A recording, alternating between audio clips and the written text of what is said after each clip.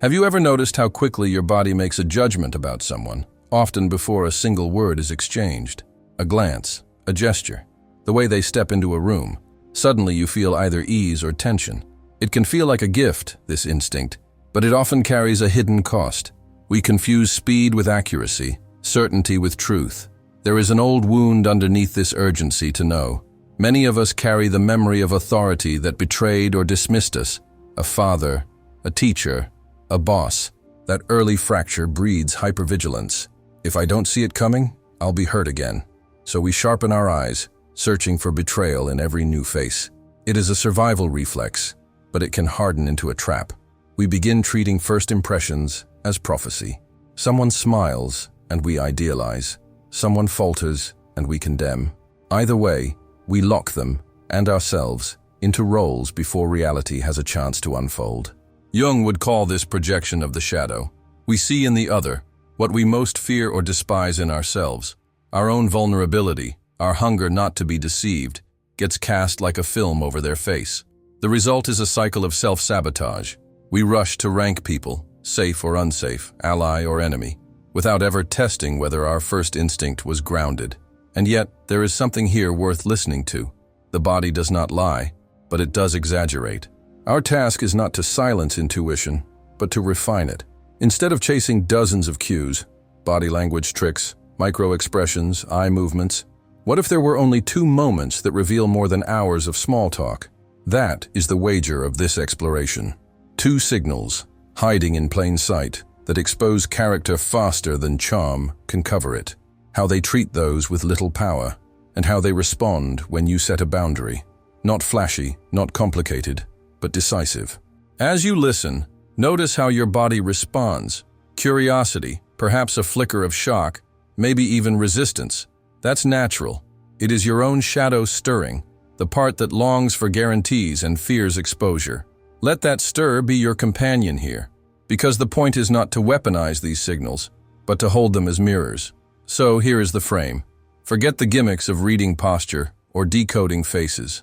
The 2 behaviors that matter most are simple, observable, and repeatable. How someone treats the waiter when no one is watching, and how they react when you quietly say no. These 2 are not infallible, but they are far less corruptible than charm. Expectations shape what we see. When you expect someone to be decent, they will often try to rise to that image. That is the Pygmalion effect, your gaze pulling them upward. But expectations are porous. Charm adapts. Smiles adjust. The 2 signals we are about to explore cut through that play. They reveal not the mask, but the circuitry beneath. Empathy, entitlement, the raw grammar of relationship. Take a breath. Notice your own pulse. This isn't about becoming a cynic, nor about crowning yourself judge and jury. It's about testing gently, with clarity, so you can see a little more truth in a little less time. And now, let's step into the first signal. We often think kindness is self-evident. A warm smile, a polite tone, an offer of help. But not all kindness is created equal. There is kindness that costs nothing, and kindness that costs something. One is a performance, the other is a window into character. This is where the shadow of moral theatricality emerges. Many of us learn, often in childhood, that goodness is conditional. Affection, attention, safety. These arrive not because of who we are, but because we behave in ways that please. A child in that system becomes skilled at performance. If I appear good, I will be accepted.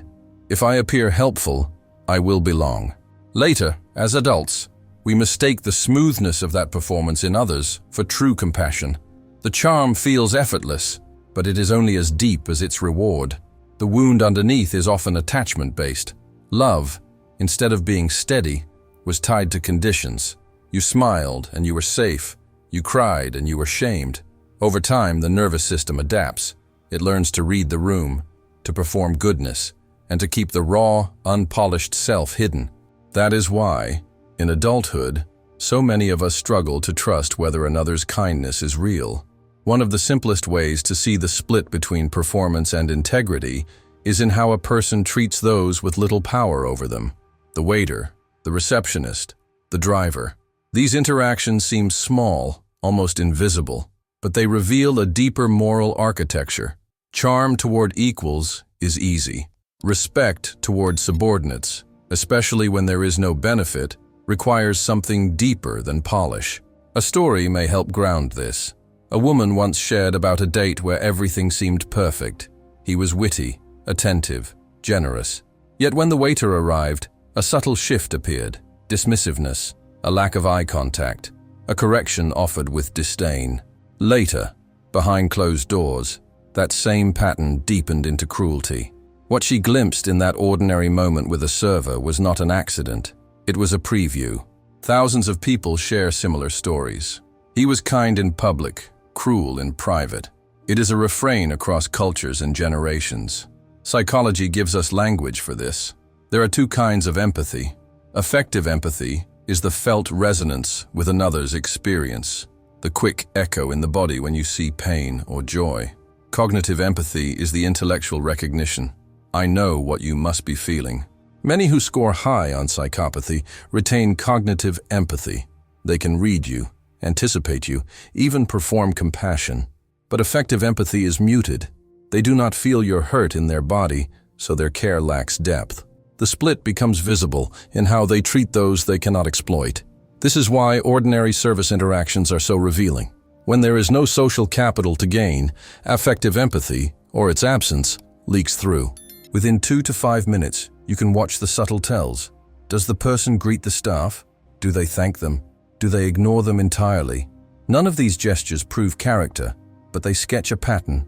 There is a simple field test you can carry in your mind. First, observe passively.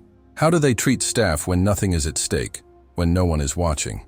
Second, introduce a small, reasonable request. Ask the staff for an adjustment, a detail, something that requires a moment of service.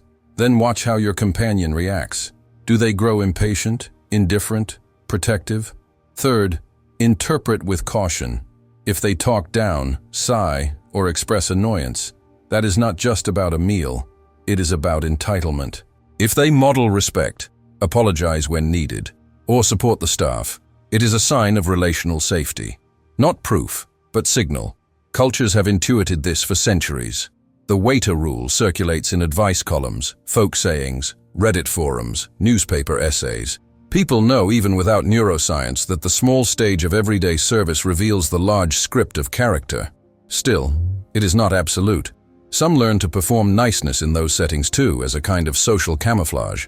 The deeper truth comes from consistency. Does the kindness extend across domains? Family, strangers, subordinates, intimates? A single good act is not enough, but a pattern across time begins to tell the story. That is why it helps to think in longer arcs. A 7-day micro-audit, noting 3 different contexts and watching for coherence. Does their tone shift only when the lights are off? Or does it remain steady across all audiences? Here lies the counterintuitive insight. Someone can be perfectly pleasant to a server, yet abusive to a partner. The moment itself is not destiny, it is data. The power of this signal is not in the isolated gesture, but in the repeating rhythm. When kindness costs them something, time, energy, status, do they stay kind? Or does the mask slip? This is the heart of Signal A. The distinction between kindness that pays and kindness that costs. The world is filled with polished surfaces, but beneath the polish, it is the ordinary, the low stakes, the invisible interactions that reveal whether compassion is a costume or a core.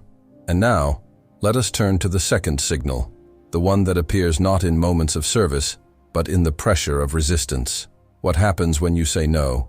Boundaries are small lines in the sand, but they carry the weight of our history. To say no is not simply to decline, it is to assert existence.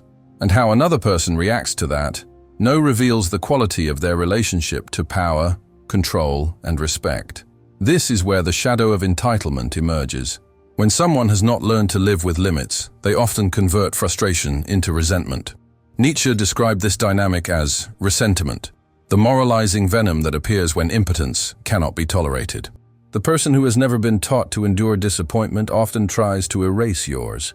They bend your no until it becomes a yes, or punish you for daring to resist. Many carry an authority wound here. Perhaps a father or teacher humiliated them, or boundaries in childhood were either too rigid or non-existent. In that soil, entitlement grows.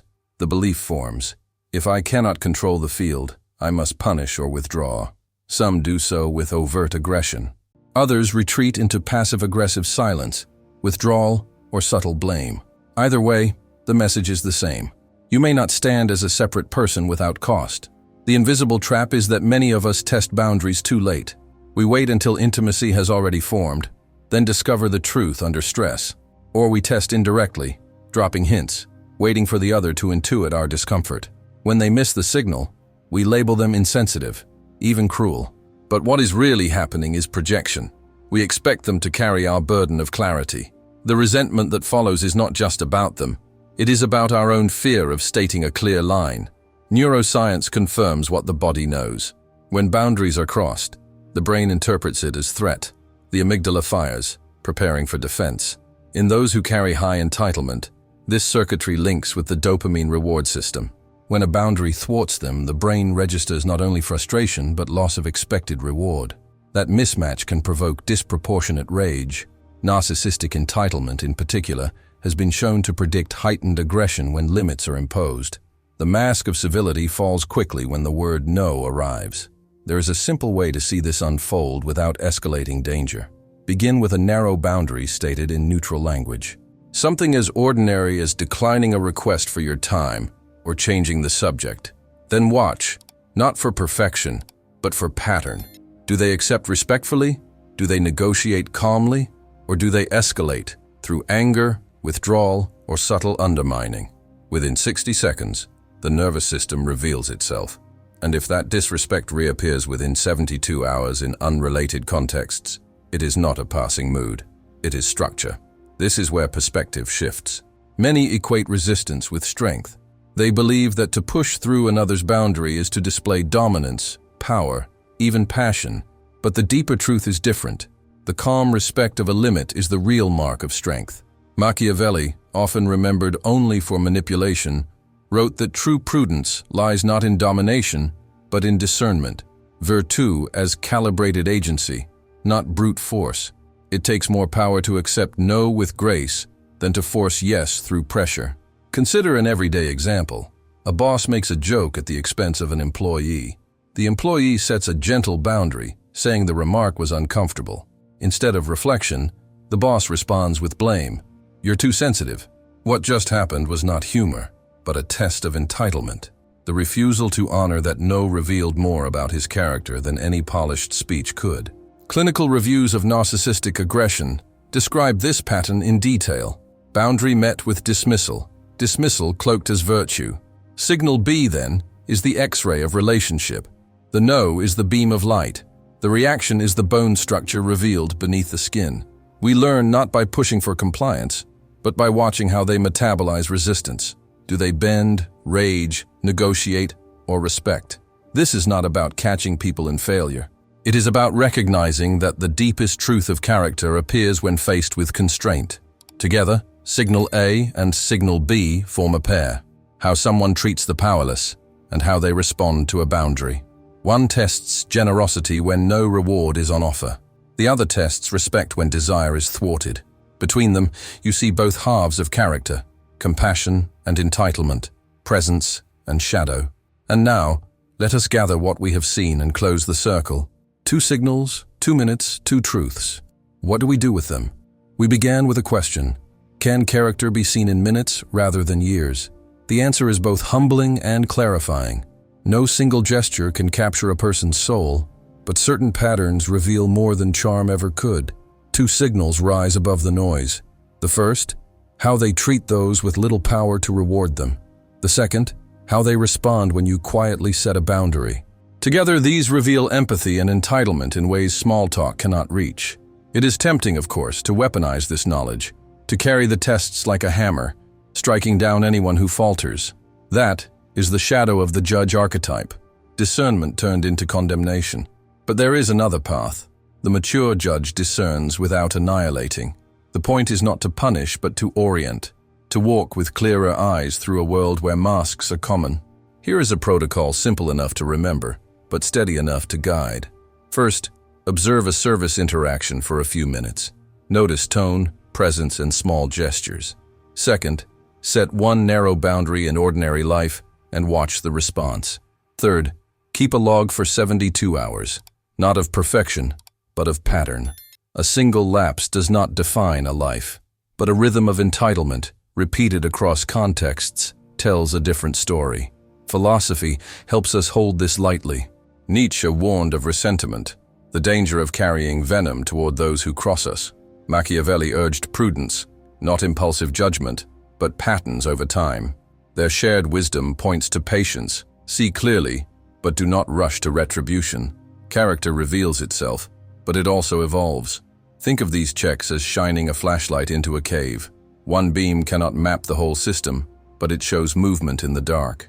It tells you whether something is alive there, whether the shadows are empty or inhabited. The light does not condemn the cave. It simply makes what is hidden visible. So the invitation is simple, not to crown yourself judge and jury, not to cling to certainty in a world that resists it, but to carry two small mirrors, the powerless encounter and the boundary moment. Each will reflect back more truth than hours of polish ever could. Next time you meet someone new, let curiosity guide you.